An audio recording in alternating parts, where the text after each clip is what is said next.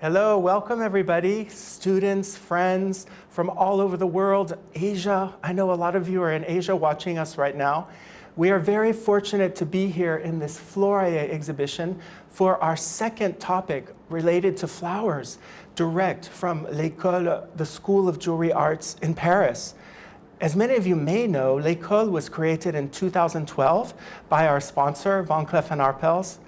Our mission is really to bring high jewelry to you, to everyone, people who are not specialists, people who are interested, because we really believe that high jewelry is an art, and it's there to be appreciated by everyone. And this is one of the reasons why we continue to bring to you these live conversations. Today's topic is a very poetic topic. It's a walk through the garden of jewels and real flowers through the 4 seasons. And just a word about this exhibition, which you see around me. It's an exhibition organized by Cleef Arpels with a very talented Japanese artist, photographer. She's also a director. She even has a series on Netflix, Mika Ninagawa, who takes us into her world through immersion into these beautiful flowers. Her flower photographs are one of her favorite activities. And the talented architect, Tsuyoshi Tane, who actually brings us into this labyrinth, as you can see, mirrors, and it's also very much like a kaleidoscope. We wanted to highlight one piece in this exhibition to attract your attention. There's actually a puny clip. It was created by the Maison Cleef Arpels in 1937. It's a beautiful example of mystery set, which was only created in 1933.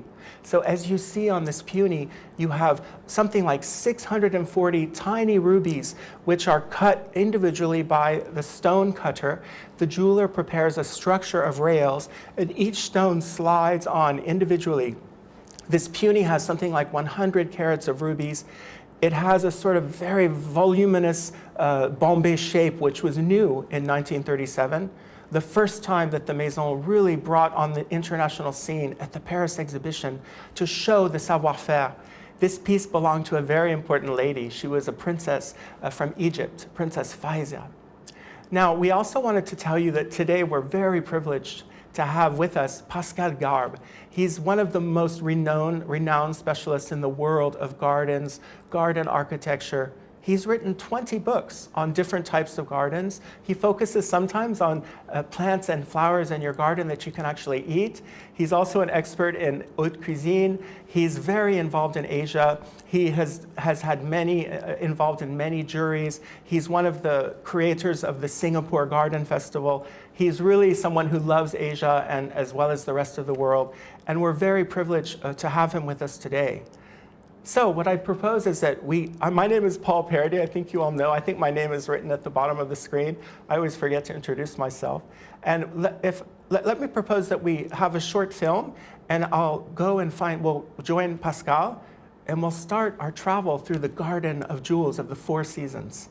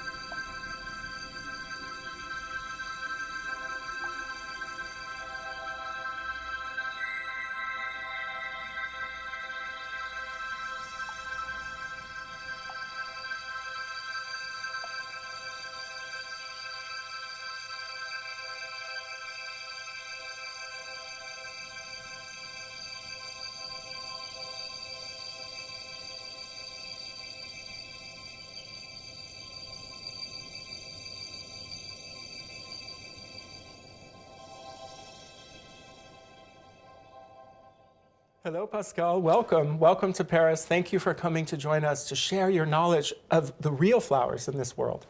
Good afternoon, Paul. Even if we are in the morning in Paris, the guests who are looking after us are actually in the afternoon. So I'm really lucky to be here today, and I was really, really lucky to have this wonderful, this amazing visit of this exhibition, FLORAE, and it's a pleasure. Unfortunately, most of you cannot travel to Paris now, but I'm sure that you will look after the video, and you will be lucky to come back in France and to see us as soon as you can.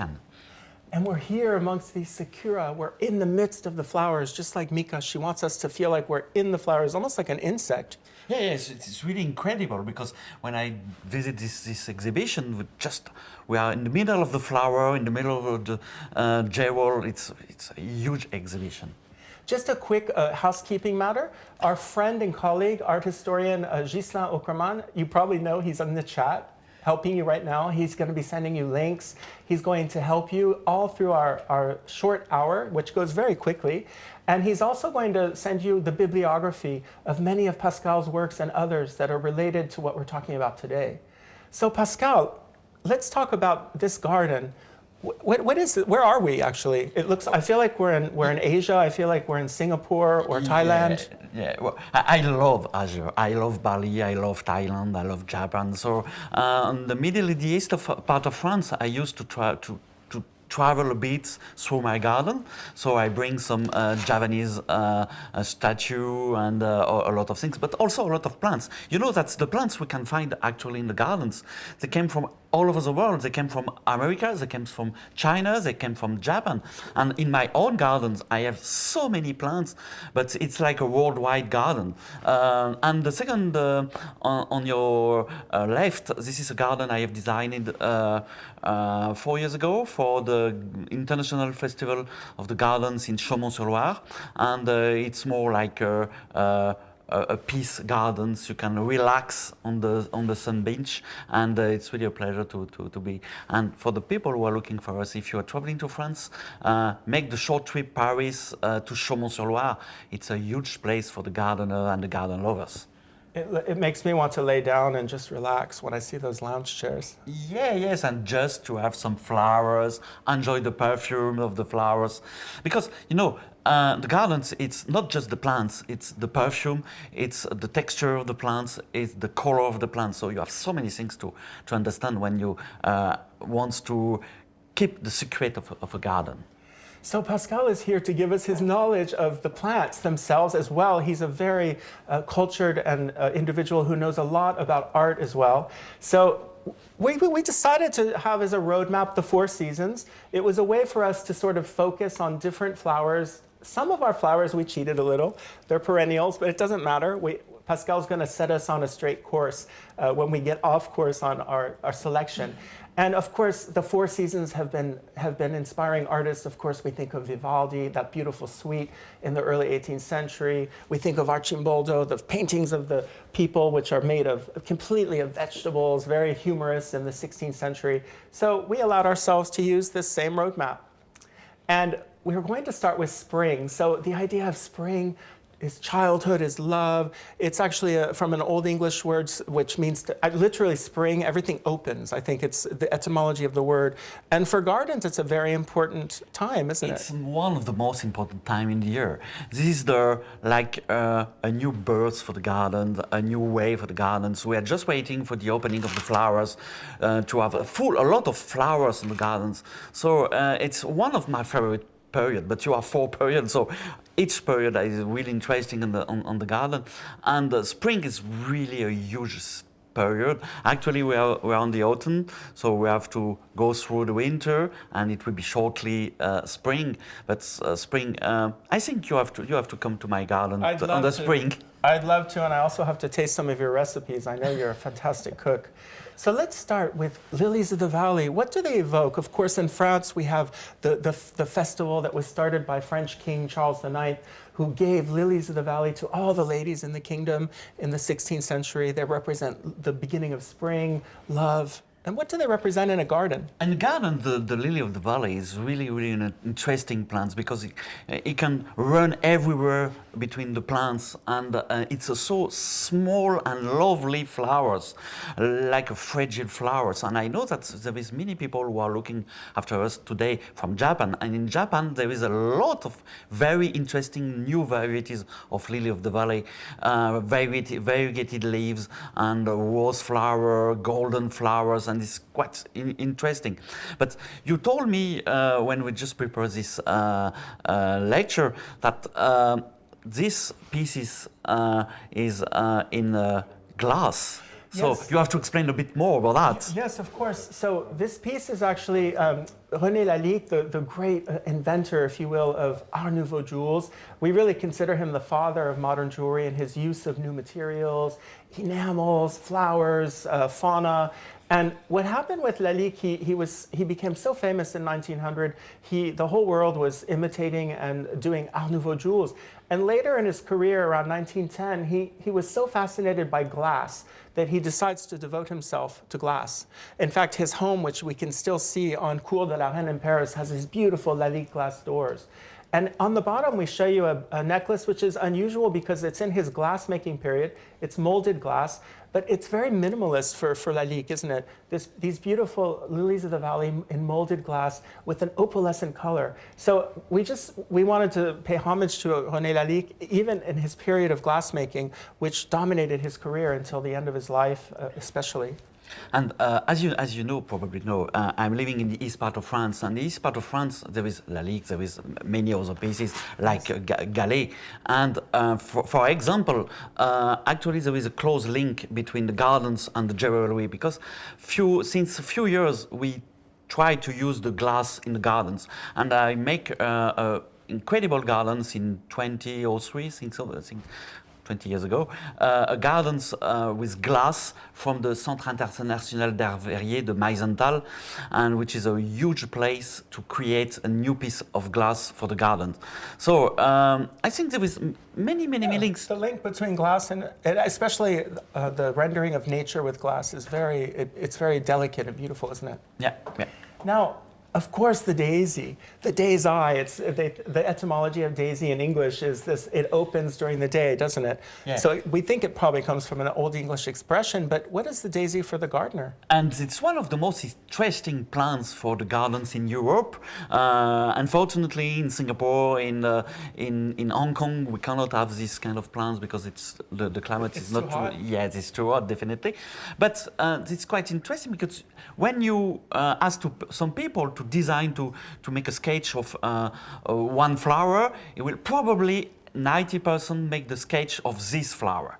So it's like a wild flowers, and I just imagine a wild garden with a lot of daisy, and you know that this plant is also edible, and you can eat the sepals, and it's really interesting. The petals, right? Yeah, the petals. The for us non-specialists, yes, I like that word, sepal.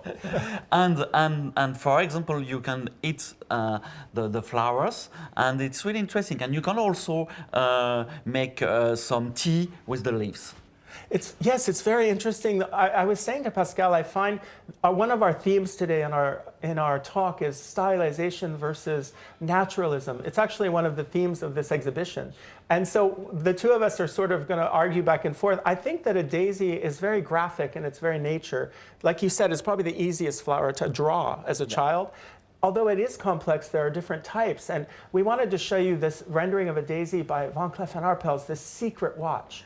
It actually can be worn as a clip, as you see on the left. A clip is worn on the clothing. It has two needles to attach it. And it also can be worn as a watch on the right, yellow sapphires. And those petals, which are stylized, yet very naturalistic if we look at the real daisy in the middle. So we started with a flower that is actually both. It's stylized and naturalistic, isn't it? And it's really interesting because the details, for me, I am not a very good connoisseur about the jewelry, but I love absolutely these two pieces because the details of the petals, the details of the middle of the flowers, it's really incredible. It looks like a real one, and I can just imagine to have this exhibition and these two pieces in the middle of this flower. It could be a huge picture. Actually, yes, the maison, even since the 30s, you'll notice the stones are set with the prongs, and it makes it look like a real pistil of a flower. You saw in the exhibition, they use rubies. It's always been a sort of specialty. So apple blossoms, one of the most ubiquitous fruit trees in the world, isn't it? Yes, it's really, really the most interesting fruit for me, because you have many things. You have the flowers, you have the shape of the trees, and you have also the fruits later. So it's really interesting. And a lot of people ask me which kind of tree I can put on my gardens, and I just every time told to the people, okay, you can have an apple tree or a cherry, but apple tree is really much better for the taste and different kind of things.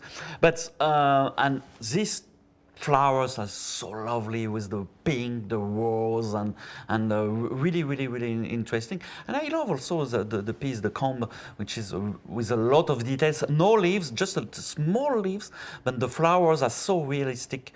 It's really interesting if we can just have a look on the details. Yes, we selected this piece by Lucien Gaillard. He's one of the jewelers of the period of René Lalique, often forgotten. And I like to say he's the most, let's say, poetic Asian vision, whether it be Japonisant or Chinoisant. He has this vision of nature which is extremely poetic. And Gaillard, his specialty was horn, but in this case, he actually used real wood. So we're in a very extreme naturalism, aren't we, Pascal? And the flowers are in ivory. And if you look carefully, he's even taken the time to create a little hole as if insects have been eating, the pests or insects have been nibbling at the leaves. So again, this poésie de l'instant, as we say in French, very Art Nouveau, isn't it? Yeah, but to be really, really through about these pieces, it's quite very rare to have some walls on the leaves when the flowers are there. Exactly. So it's like something more, the feeling of the artist than the real, but it's really interesting. So tulips. Whenever I think of tulips, I think of tulip mania. When in the 17th century, when people were paying for a bulb of tulips the price of a master painting, right? Yeah, yeah. And the tulip, you can see, for example, here the power tulip, and you have to know that on the 19th century, the power tulip was considered as a monster, really bad tulip, and now people pay €1,000 to can have this kind of tulips on their gardens, but. Actually, it's really cheaper. How did they? Didn't they do something strange? What did they do to get that color? Those two colors? You told me there was something very scientific about it. Yeah, normally you can have it. No, you can find it on the nature because it's like some strange things. But you can also with X-ray. You can, if you put the X-ray on the bulbs, you can have this kind of a tulip. But now it's not anymore like that. But I'm really, really surprised about the pieces, about these pieces, which is incredible. It's like a real flower. It really is. It's a huge work. We selected this piece by the legendary jar, Joel Arthur Rosenthal. His specialty is these pavages, these small pavages of tiny. There's rubies, there's pink garnets, and there's enamel and diamonds. And we can see the pistil in the middle, the orange pistil, which is like a real one. It is extremely naturalistic and glamorous because we have, of course, precious stones. But he's really known for his knowledge of color and, of course, the secretive nature of his boutique. It's very difficult to get invited to jar. I can just imagine to have this brush in place of my flowers today. Oh, well, I think your flowers we'll talk about later. They're quite beautiful. And we wanted to, on the right, of course, we have Redoute, one of the greatest botanical artists in the world at the time. He actually worked for many, for queens of France. He worked for Joséphine. And he really brought this knowledge of botany to everyone's living room, if I could say. And we selected the piece on the right just for fun because it's an Ottoman clasp. It's from the Ottoman Empire, and it was made in Cyprus. And what's beautiful about the piece, Pascal and I both agree, for us, we don't really see the tulip. It's extremely stylized. But ladies would wear these. They were a very important part of their dowry. And this one is very moving because of the filigree work. The Cypriot version of these pieces, which this is, are known for that beautiful filigree. And of course, for an Ottoman person in the 18th century, they probably recognized immediately the tulip. Yeah, we can recognize the shape of the tulip, but I really prefer the jar pieces on this one. But anyway, it's quite the interest of the different artists about the plants. A collective sigh because we've decided we both love this piece, this very naturalistic lilac. What about lilacs in the garden before we go on to talk about the jewel? I can maybe make a lecture about the lilac on the gardens, but I have a personal feeling with the lilac on my own garden because my grandparents and my grandmother used to offer me for my birthday a big bouquet of lilac, and it was a pleasure to receive it every year and to smell because unfortunately with the Zoom today you cannot smell the lilac, but it's incredible perfume, which really an easy plant to grow. And you know, you have no care for the lilac. You just that's perfect for me. Yeah, that's perfect for everybody. You just need to put it on the gardens, and when the lilac is in flower, cut the flowers, put on a vase, and you will enjoy the perfume, and it will be enough. No more. You know, that's amazing for someone like me that has no green thumb. But we wanted to show you the beauty. Both of us are so. This is a piece by Mellerio di Meller, one of the oldest jewelry houses, still in the same family. And in the 1860s was a period of great naturalism. Ladies were going to the balls held in the Tuileries with Empress Eugénie. And this piece is just stunning. And the depiction of the flowers. If there weren't diamonds, you would think it was lilacs. And of course, something very poetic are the leaves. They even took the time to make the leaves to show that the leaves it's ephemeral. The leaves are actually fading, they're actually wilting with the color of that enamel. And of course, a splash of glamour. Of course, they needed one leaf with diamonds, right? I think this piece is quite to be perfect. There is one thing missing, the perfume. Exactly. We both agree. So summer, of course, when I think of summer, I think of swimming pools, I think of having time off from school. We enjoyed the heat, the longest day of the year, the solstice.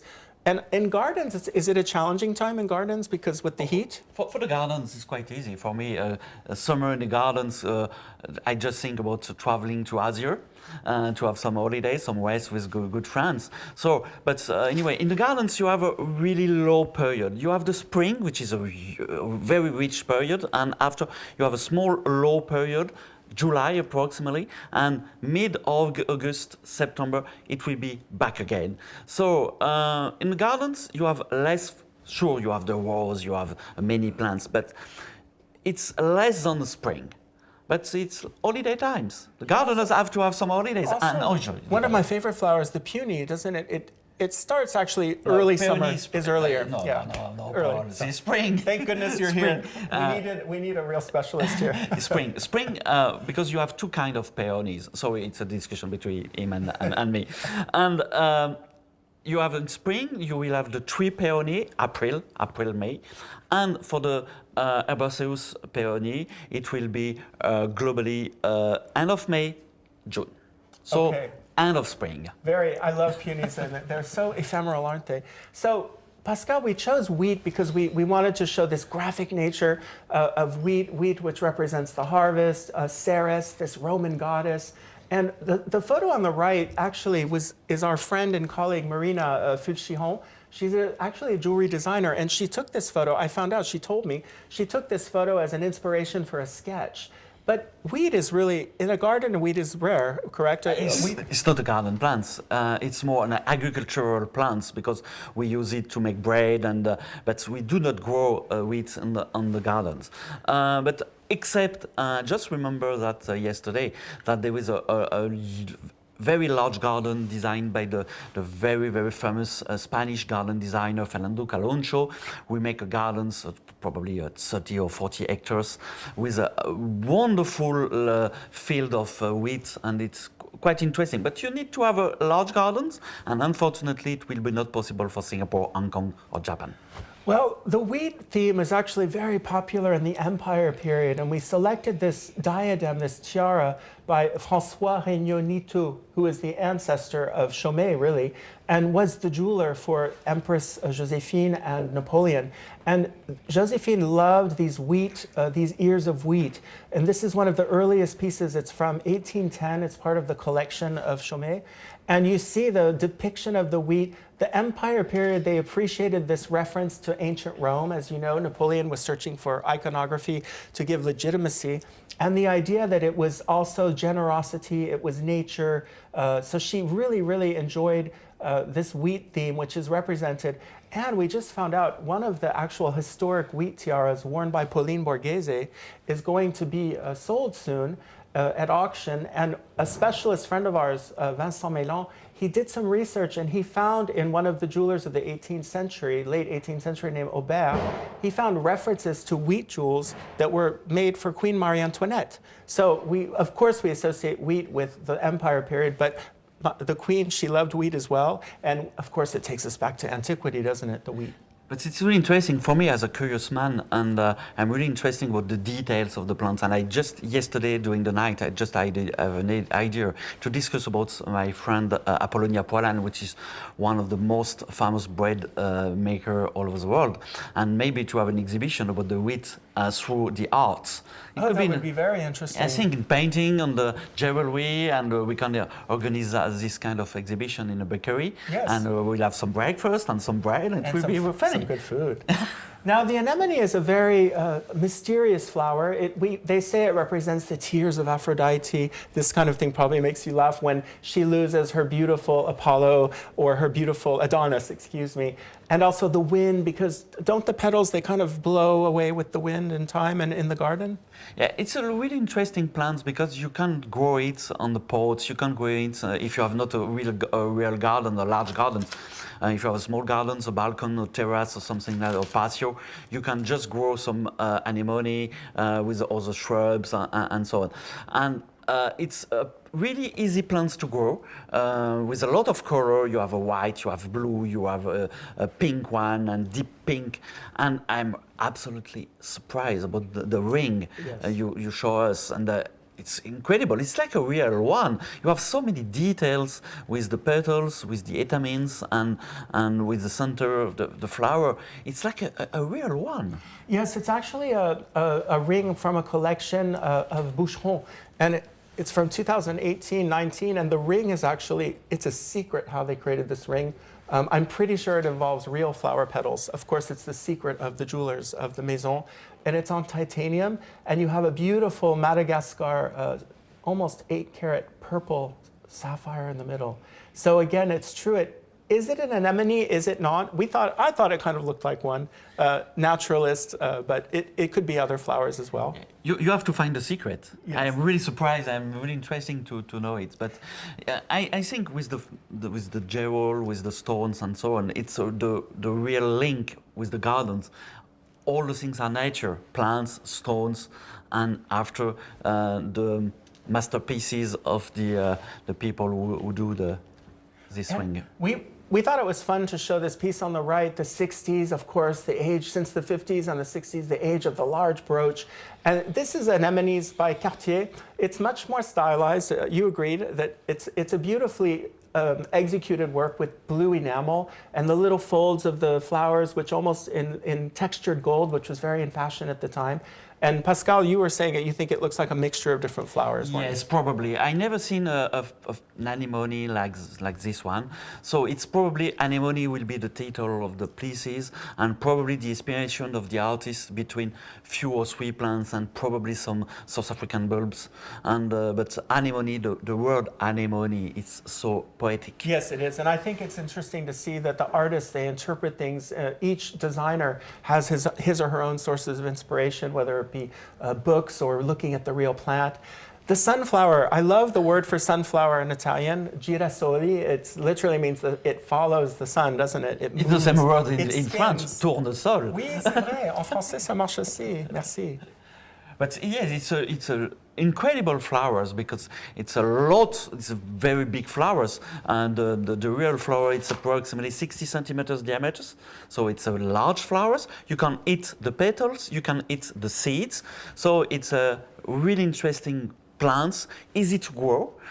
If you have just, even in pots, my just neighbor, she's 18 years old and she grows every year one sunflower on her garden. It's quite lovely. Well, they're very graphic. Just like the daisies, I feel like the petals and the center, which is really the real flower, as you told me yesterday, it's extremely graphic. And on the left, we chose a piece from 1960 by the Maison Cleef Arpels. Very charming, I find. Of course, the dimensions, as you said, it's much smaller than a real sunflower. But I find that the way the petals are depicted all in a different position, the asymmetry, and again, the prong setting to represent the seeds, it's halfway between naturalism and stylization. I'm not sure that it's really nature, because if it's really nature, the center of the flower have to be black. Bigger. Black, yes. Bigger and larger, bigger. probably more expensive, and but also black. So, but it's like an idea about these flowers and the kind of things we can imagine. And on the mind of everybody,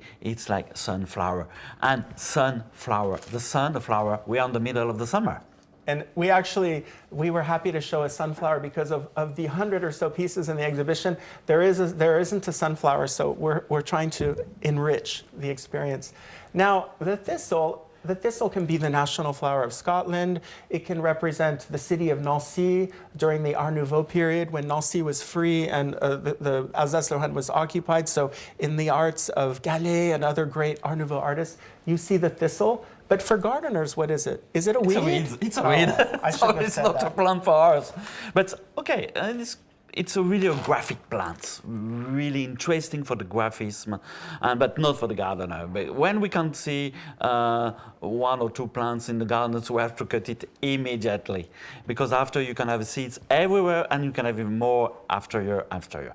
So, but you have to tell me about the pieces. Even if it's not a plant for my garden. Well, I know there's an argument with gardeners that it's a weed or it's not, but I think this piece is extremely beautiful. We talked about Nakajima the other day, and he's a Japanese jeweler, and he's really revisiting Art Nouveau techniques, isn't he? This transparent enamel, which we say in English from a French expression, plique à jour, he's really a rebirth of this vision of nature. He calls it his garden. He does a lot of pieces of different flowers and butterflies, and I find it very poetic that he decided to rejuvenate these techniques, which are also Japanese. Japan has a great, let's say, techniques of enameling from the Meiji period. So he actually told me when I contacted him, and with a beautiful pink sapphire. Now the leaves, of course, there's something about the leaves, no? Yes, they are not on the same scale as on the flower, and but it's more like here, like the work of the artist. But I just need to explain something about the weeds for you and for everybody, for the people who are looking for us today. There is no weed. There is just plants who are not growing on the right place. Oh, I like that. That's It's really much better. Very poetic way of talking. Now, the orchid this flower represents sensuality, it's virility for the Greeks. We talked a little bit about language of flowers last time. But scientifically, I think this is an interesting flower because there's something like 28,000 species, aren't there, of orchids? Yes, probably more. Probably more. And this species, it's from 1927, and this is a Camellia. And Camellia, it's a really interesting orchid. You can grow everywhere in the world, inside or outside, for if you are living in Singapore, in Hong Kong, or even if you are living in other parts of the world. And it's really Camellia. It's really an orchid easy to grow. And with the pieces from Van Cleef Arpels, there is a small problem, Paul, that I think the artist have a bit problem with the place, because it turned a bit. It's a bit reversed, isn't it? It's true, this piece is extremely naturalistic for the period. If you think about it. Yes, it's Art Deco with its baguette cut diamonds, it's platinum, but they've really respected, for me, I know probably a little less for Pascal, the idea of the tripartite structure, this little cup at the end, which has a special name, doesn't it? The label. The label. And yes, it's true, it's a clip. And the jeweler took an artistic license. The way that the pins actually are function, the person wears it in this direction, which I know for a botanist, it must be a little frustrating. But you have to know that in 1927, the orchids were really rare in Europe, especially, and to grow. Yes, that's true. It was the beginning, and actually you can find all over the world. You can find the orchids everywhere in the garden center, in the florist, and so on. And even I have here a wonderful Wanda from Singapore. I know we're going to have questions about your boutonnière, so you should tell us. And the orchids were rare at this period, so the work of the artist is really, really interesting because probably you have not a lot of flower to see. And in 1927, there is no mobile phone to take a picture and after to work. And it's actually, speaking of artists, we wanted to show you this retail card. It's a very rich source of archives in the Maison Van Cleef Arpels. It's a little card that has a rendering of the flower, and it also has the client's name, etc., the number of the piece. But we want to just show you this because I believe that sketch is correctly placed, isn't it? Yeah. This time, and you have rubies indicated in the center, some baguette cut diamonds. So this is a very rich source of information for the designers, even today. Oh, autumn. We have to go back to school. When I remember as a child, I didn't like autumn so much.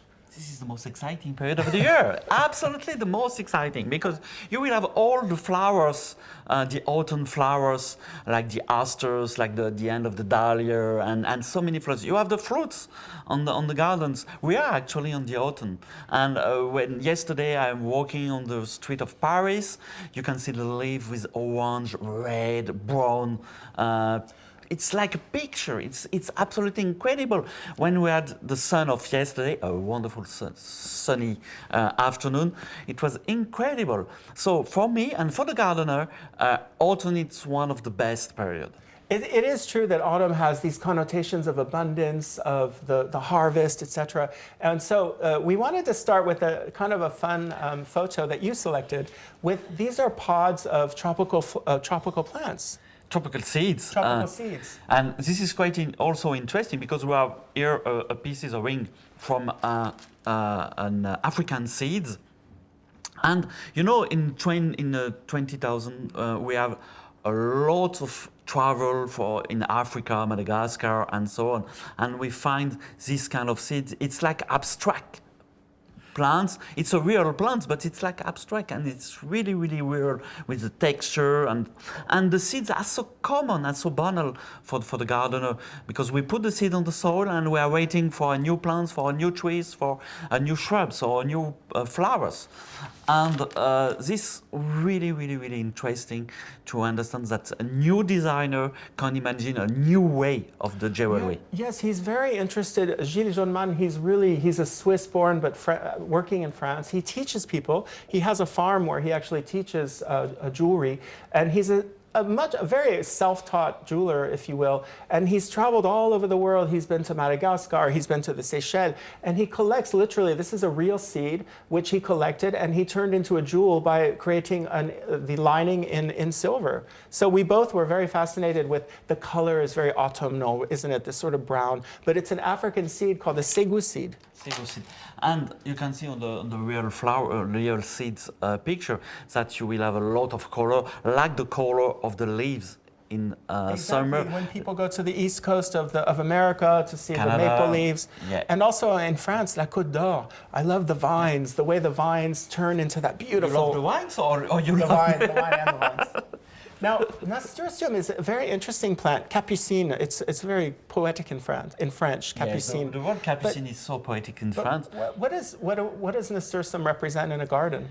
In the garden, it's very common, very normal plants, and it's an edible plant. You've probably seen a picture with Capucine nasturtium on the Claude Monet house at Giverny.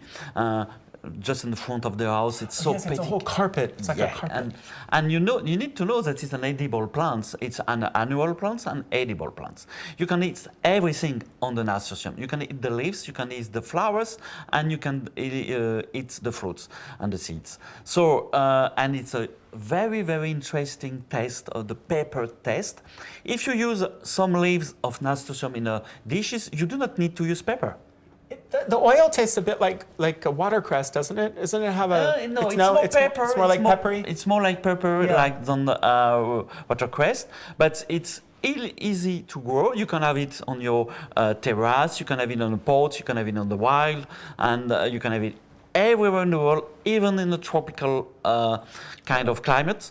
Yeah, you can grow it. And nasturtium, I think the etymology comes from something about tweaking the nose. Yep. There's something about the fragrance of it. And we selected this work on the left, a very interesting lady. Her name was Mito René-Jean. She was actually the wife of a very famous art critic and librarian, but she was a jeweler in her own right, and she studied with a very famous enameler, Vendôme, and she renders us, it's an interesting piece because for me it's sort of a link between the exuberance of Art Nouveau with all of the curves and counter curves and the return to order of Art Deco. But the leaves, there's something about the leaves that yes, the color of the leaves. you. Yes, the color of the leaves are quite funny because actually normally the green is more clear than the pieces, but since 20-25 years, we find a lot of new varieties like Empress of India or so on with dark leaves, exactly like that. So probably the artist was a bit away. She took a little bit of freedom. Yeah. And we wanted to also, of course, how can we talk about autumn without talking about the grapes, the wine, Bacchus, let's say excess. It's also we talked last time, it's a representation of Christian faith that's spreading when the Byzantine period, when we started to have Christianity. But it's a beautiful way to look at vines. What do they represent?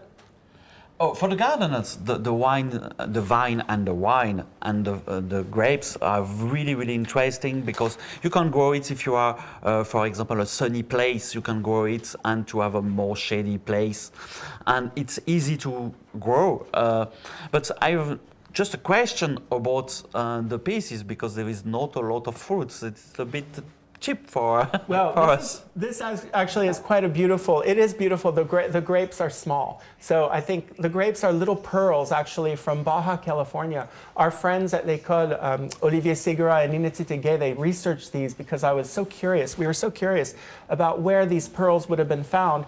On this piece from 1850, Jean-Valentin Morel was running the workshop that used to be Nito. Remember we talked about Nito? And his son would eventually move on to his son's daughter, would end up marrying a Chaumet. So this was sort of a link with our modern Chaumet. But look at the beautiful rendition of these pearls. These are called Pateria sterna. And Ghislain will give you the proper name if I've said it incorrectly. But the way that the artist, Morel was a very multifaceted artist. He used emeralds on some of the leaves, and he used, let's say, enamel. But what's so interesting is those pearls and also this meandering vine, the way he rendered the vine really realistically. It is a smaller scale because, of course, a lady, I think if she wore a real size of grapes, it would be a little heavy. And yes, probably. And the realistic works about the wood and the details are really, really funny and really great. So the chrysanthemum is for ages, it's been used in arts in Asia. It's a flower that has been hybrids for 1,500 years to create this, what we think of now as the chrysanthemum. Yes, and it's the flower of the life. And I just remember to had some visit in China, the huge exhibition, and I remember one in Hangzhou, not so far away from Shanghai, and with thousands of different plants of chrysanthemum. And it's really a plant interesting to grow, and especially for us in Europe, because it's a plant with a lot of flowers, a lot of interest, and you can't keep these plants on the garden even after some frost. So we can have it September to November, end of November, still in flower, and it's quite interesting. And you have to understand, Paul, that this plant is also edible. You can eat the flowers, and you can make some tea, and you can eat the leaves. So it's like a perfect plant because you can grow it, enjoy it, and eat it. That's actually, what a multifunctional flower. We wanted to show you this high jewelry piece from the Bal de Légende collection of 2011 of Cleef Arpels. It's actually from the Proust Ball, which was held at the Château de Ferrières, a very beautiful place outside Paris, in 1971. And it's a reference to Proust because Proust talks about chrysanthemums, and his Odette, of course, one of the main characters, that she has them in her garden and they represent winter, etc. And we love the rendering because the artist, the designer, and the jeweler have decided to show us the chrysanthemum in 3 different states, a sort of a bud, a little more open, and then completely open. And there's even petals that have fallen very poetically. It's like you can find, if you have a pot, if you would grow a chrysanthemum in a pot, you will have the Swiss steps of the flowering of the chrysanthemum. I'm not sure that the petals you can find it just on the ground. It's more like a poetic interpretation of the artist. But anyway, it's really a great pieces. And I also for these pieces I can imagine, for example, to show some chrysanthemum jewel in the middle of a chrysanthemum exhibition in China or in Japan or even in Hong Kong. That would be a great idea. Yeah, and I just remember it will be for another lecture, but there is also a huge chrysanthemum exhibition at Longwood Gardens, not so far away from Philadelphia, which is one of the most exciting gardens in the world. Pascal, he's been everywhere. You really know the entire world, but you know gardens all over the world. Yes, Pascal is actually, you consult with the UN, don't you? The Council on Biodiversity as well. Yeah. Very, very, very well-rounded person. Now, we wanted to talk about, you explain. Chestnuts, question mark. We're not really sure, but this is the name of this jewel. It's chestnuts, but for me it's more hazelnuts. You can see the 2 pictures, and for me it's really more hazelnuts than chestnuts. But you have to decide your own feeling about these pieces. Well, and yes. Paul, what did you think? Well, yes, the piece itself by Fouquet was one of the great jewelers in a line of jewelers. Alphonse Fouquet, his father, had done sort of neo-Renaissance jewels, and Georges Fouquet, who's right in line with the Art Nouveau movement. And unusual flora, which is one of the chestnuts, are rarely depicted. But look at the use of the Fouquet. One of his specialties was these panels, these mosaics of opal. He has tourmalines representing the center, and this beautiful enamel work. It's enamel work with flecks of silver, which are placed right before the final firing, and it's even acid etched. So you get this wonderful. There was an enameler named Tourette who worked with Fouquet, amongst others. And what I find really interesting about this piece is the graphism of the frame. So it's almost as if we're heading to Art Deco, even though it's the Art Nouveau period. It's 1906, and we're very fortunate to have the design. We were very fortunate to have access to the Fouquet archives at the Museum of Decorative Arts in Paris. We'd like to thank again Bénédicte Gady for allowing us to go. And you can see it's an original sketch by Desrosiers, who was the designer. And it's a very quick sketch. Marina explained to me a very quick sketch using a wash of gouache. And it's interesting how detailed it is, even though it's a sketch. We can see the transparency of the enamel, which would be realized on the real piece. So this is just a wonderful way of showing the creative process. And to mention that right now at L'École, we have an exhibition called Designing Jewelry, which just opened. So if anyone is able to come to Paris, you can come see where we talk about the different states of jewelry design. What is the status of a jewelry design? Who are these people? Completely sometimes forgotten. And for me, I'm really surprised because I just imagined that the design was made after the pieces, and it was just a sketch to design. It's hard to know, but I think in this case it seems like it was a sketch, a preparatory sketch. But again, this is one of the themes that the exhibition talks about. Sometimes it's difficult.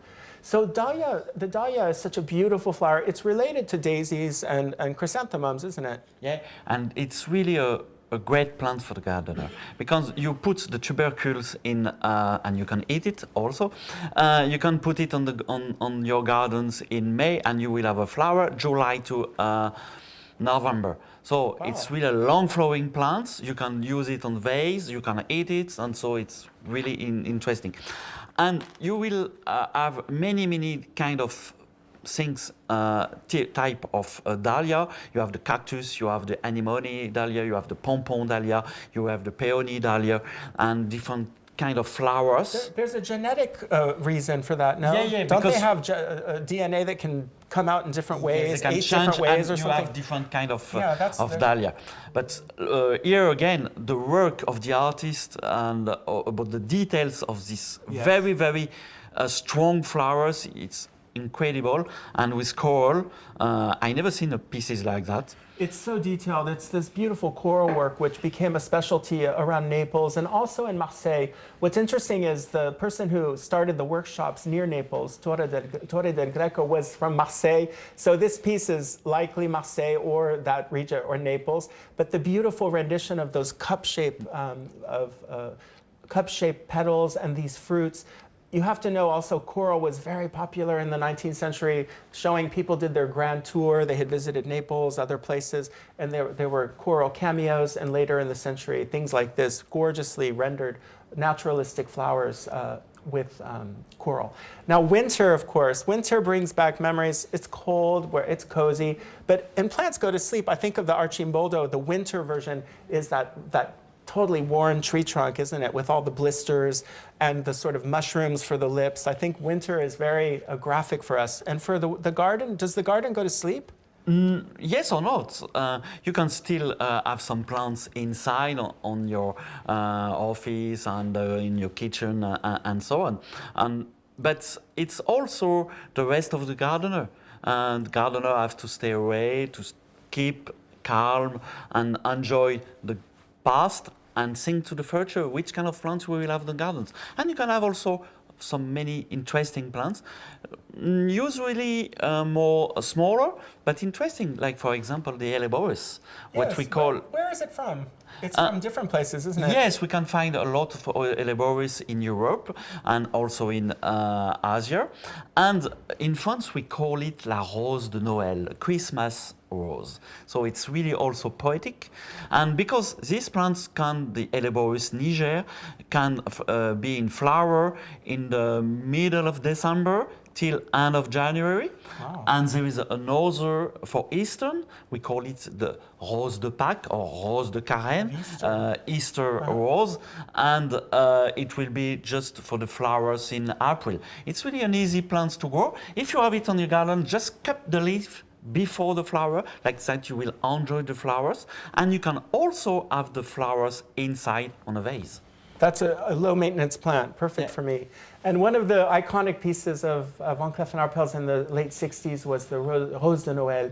This flower sculpted in an ornamental stone, originally in coral. This is a vintage piece. Coral is, of course, is protected now. But you have this beautiful pistils with very spiky gold and diamonds. It's a real classic, which is now also done here in the exhibition. There's a beautiful case where you can see turquoise, you can see cornelian, you can see lapis. So it's a real classic of the Maison, which continues to please all different sizes. And on the right, we really wanted to pay homage to Mika, because here we are. This is her vision of flowers. And she actually was inspired by the Rose de Noël, and she placed it in her own everlasting flower garden. So again, just to remember that this beautiful creation, and she was very inspired by she was actually helped select the jewels that are being presented here. So camellias, I think of course of Violette Germont, I think of Sarah Bernhardt playing the Dame aux Camellias. The two works are very linked, aren't they? A little bit of tragedy, a little bit of nostalgia, love. And incredible flower for the gardener, because these plants will be in flower on the middle of the winter, and it's like the sun of the winter, the sunflower of the winter. You have so many colors. You have the white, you have the rose, you have the deeper pink, you have the red. And I am really, really surprised about these pieces, because it's like stunning, isn't it? Incredible. It's like real pieces. You just cut it and put it on your jacket, and with the details of the leaves and the details with the stem. The tip here. It's really incredible. It's like a real flower.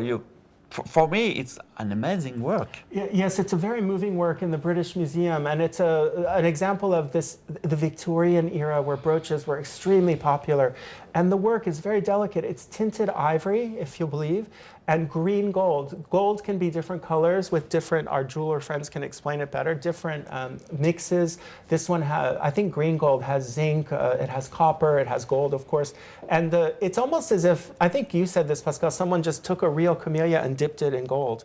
Yeah. And what is really interesting, it's you have some imperfection on the flower. We have it when the flower keep the frost or the sun. And I'm not sure that, is it from the artist or is it really, really a real one? It even looks like the petal has been a little bit of it has fallen off. It's very, very, very natural. We have naturalism taken to an extreme. Definitely. Now, we wanted to talk about one of the favorite plants. Of course, holly reminds us of Christmas. It reminds us of the cold. And these waxy leaves, what gives it that quality? And what do they do in gardens? Don't they climb on trees and other plants? No, it's not a climber. It's a shrubs. It's a and shrub? there is many different kind of ivy. Because, and you can have it with red fruits or yellow fruits or pink fruits even. And it's an evergreen. So we use it to make some decoration, some floral arrangement for Christmas or for all the event at the end of the year. And it's really a plant easy to grow. You can find it in Europe on the wild if you just make a small walk on the forest in England, in Belgium, Germany, or France. You will find it on the wild, and you can cut it. All the people from my village just go to the forest and cut some leaves to put it inside. You don't need to grow it on the gardens. But you have also on the gardens some very interesting with variegated leaves, with golden leaves, which is again more exciting than maybe the green one. But the work with the jewel, it's again. Yes, we were really taken by this anonymous, non-signed brooch, and it's jade. The leaves are rendered in jade, and the berries are in enameled gold. And we also have the little folds of the leaves. You told me that holly does this. The leaf folds in and it's a different color. Yes, and a little bit clear than the top of the leaves. So this piece is actually quite charming, and it shows us the naturalism, yet a little splash of glamour with the diamonds. And I think isn't there a mythology that it protects you from lightning, doesn't it? It's the god Tyrannus. Yeah. So this piece actually would make a lady feel safe, wouldn't it? So pine cones, again, the cold. We always think of pine trees at Christmas time, that wonderful smell that we get when we have Christmas trees. And the pine cones, tell us a little bit about pine cones on the right and what you think, how they compare to this work. I think the works and the designer of these pieces wants to be more perfect than the nature, because you have to know that the pines, you can have the needles have to be on the 3 kind of needles. You can have needles per 2, per 3, or per 5.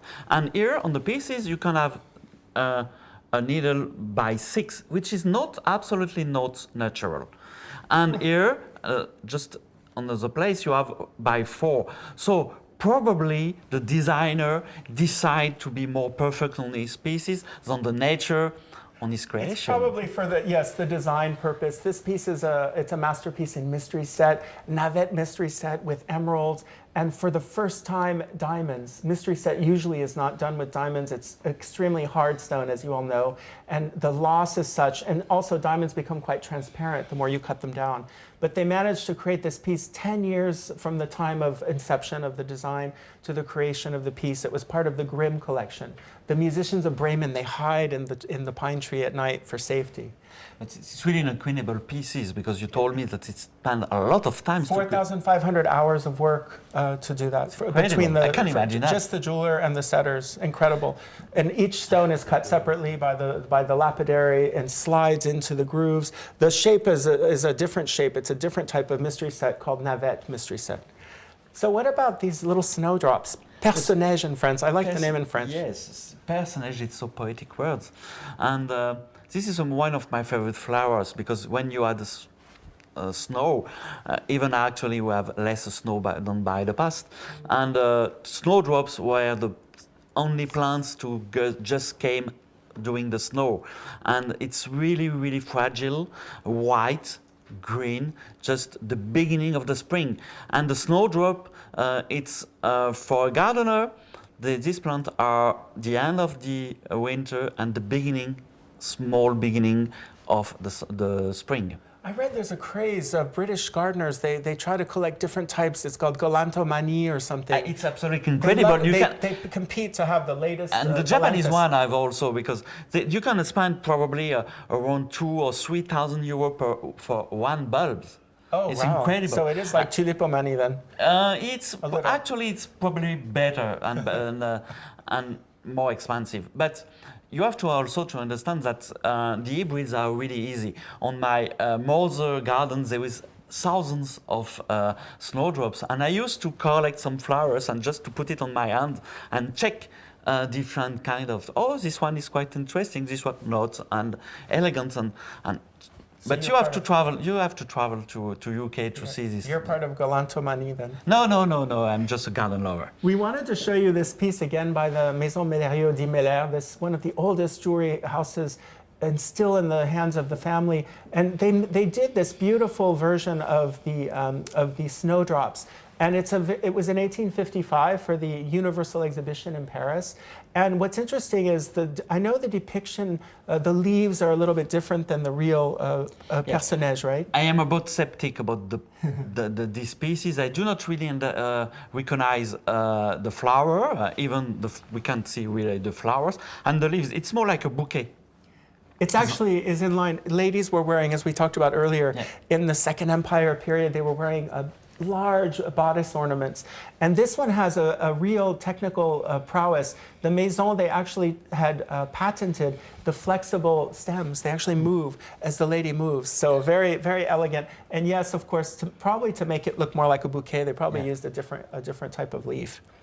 Now, what we wanted to do is, we're getting to the end of our talk, and we wanted to talk about the idea, whether it's stylized or naturalistic, plants, flowers, flora, since the beginning of jewelry, really. I mean, if you look at ancient Greece, the tiaras with the acorns, all the way to today, it's an never-ending source of inspiration. And I think there's a parallel for gardeners, too. You're always finding new things, aren't you, as a gardener? Yes, we find new plants, we find new inspiration, but the only very important point at the end of the day, and this is the passion, this is the pleasure. And probably for the artists who make these pieces, even if it's a lot of work, it's also a passion, and it's also at the end, when the pieces are ready, a great pleasure to show this plant. It's true, the idea that the gardener has to actually wait a little bit too, from the beginning for everything to grow. A jewel takes a long time from the time of the design all the way through the conception into a mock-up, which is done in Maison Van Cleef, and to the end of the collection. A high jewelry collection can take 3 years. And we wanted to actually talk about ivy because we thought it was a poetic way to conclude, because ivy is perennial. And it actually, it's in the it's evergreen. Oh, evergreen. See, evergreen thank shrubs. Goodness you're here. You have at the end of the course, you have to be back on the school in the autumn. Evergreen, you're right. And the idea of the ivy in the Romantic period, it's a sign of attachment and love. And we talked about it a little bit in the secret language of flowers. But you said it can be a bit of a pest, right, in a garden?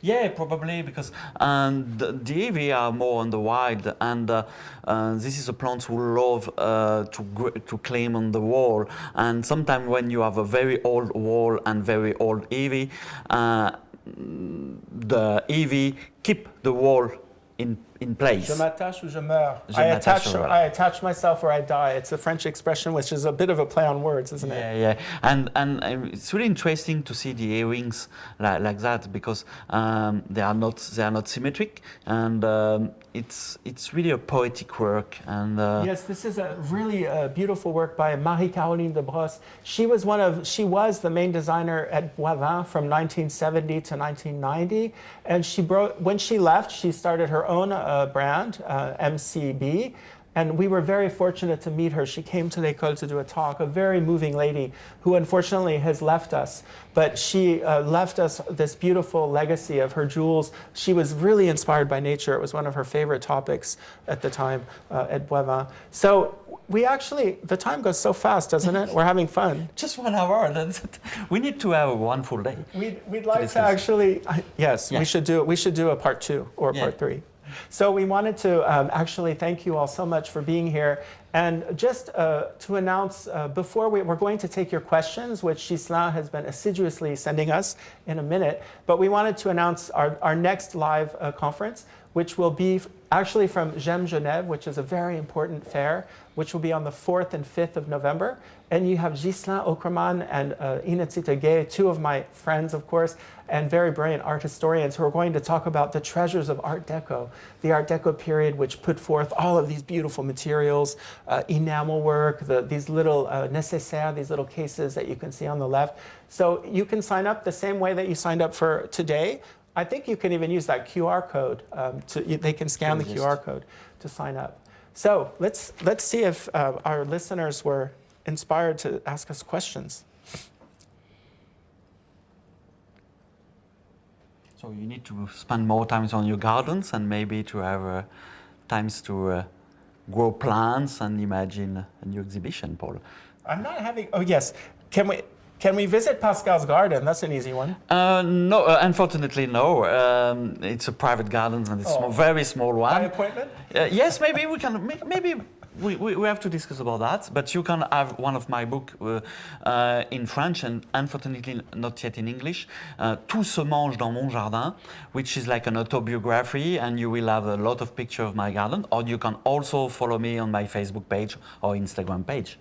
Thank you very much. You will see a lot of pictures of my Pascal he is prolific. You can find out all about his gardens. Which are the natural colors of tulips? Does that even exist once we start having hybrids, etc.? Oh, there is so many. There is even the blue tulip. I never seen a blue tulip, but you have a white, yellow, orange, red, parrots, a lot. But the two pictures and the jar pieces are like a real tulip. You can find this real flower. So it's true. Once you start hybrids, there is no sense of a natural color. That's all colors, right? Yeah, yeah. Did I get that right? Because these tulips are more hybrid from the tulip you can find in Turkey or so on in Asia. Pascal, of course, the inevitable question, can you please explain your beautiful bouquet, your boutonnière? Oh, it's not, I used to make some flowers with my own garden, but like I'm in Paris and it's a bit complicated to travel with flowers. I asked to a very, very famous French florist in France, in Paris, Maison Vertume, which make this wonderful bouquet. This is Clarisse, and with a vanda because we are today in Asia, so the vanda is really a nice plant. And there is also, and it's really interesting for us because you have not the perfume, but we have the jasmine, which is a huge perfume. Oh, I think I've been actually smelling it. I was thinking that it was coming my way. This is for the ambience. Beautiful. And also a small plant with some fruits, Calicarpa, which is interesting pieces. If you're traveling to Paris, they are not so far away from l'école. They are just 300-400 meters. Maison Vertume in a small world and a huge boutique. Maybe I'll compete with you later today. Yeah, I will have some cards for you. We actually have one more question, which is actually a very good one. Which technique is more used in flowers, enameling or stones? In jewelry? That's a very good question, and it's actually both. It would depend on the period, of course. Enamel, we showed you a lot of enamel work today, that's true. It became very popular during the Art Nouveau and actually way back in the Middle Ages as well. So enamel work has been with us for hundreds of years, and there's periods when the pendulum swings one way. I read also the British at the time in the 19th century, the Brits loved the bright colors because Morel, who we talked about earlier, he was actually exiled in Britain for a while because he had a dispute with a colleague, and he was supplying to Fossin, who was the mother company. And he wrote about how the British people loved the bright colors of enamel. Of course, stones, jewelry without stones. Stones, of course, are always used in jewelry. It really is an artistic question, isn't it? It's a question of the tastes of the day, the tastes of the artist, of the client, and the time period. So, very good question. Difficult to answer, really. I think we're coming to the end of our questions. We'd actually just like to thank you all. I'd like to thank Pascal from the part of l'École School of Jewelry Arts. It's a real honor to have you here and your knowledge. As you saw, I need correct botanical training. And thank you all so much for joining us. As you can see, we're taking you on a visit of the FLORAE exhibition, which is open until November 14th. So please come. I know travel is difficult these days, but if you can make it to Paris, it's a really beautiful, immersive experience with Mika Ninagawa's photos and 100 pieces, 75 pieces from the patrimoine of Van Cleef & Arpels. That means pieces that are purchased and will never be sold, and they're here for you to see. And there's 24, 25 high jewelry pieces as well to show you that actually this creativity around flowers continues. It's not just something we look at in glass cases. So thank you all very much. For those of you who are interested, there's one more. We're doing one more tonight at 7 p.m. Paris time. And thank you again. And Pascal, do you have a final word for our friends? Enjoy your gardens. Grow your gardens in Japan, in China, in Australia, and came to see us to Paris. It will be a great pleasure. And thank you, Paul, to have me with you.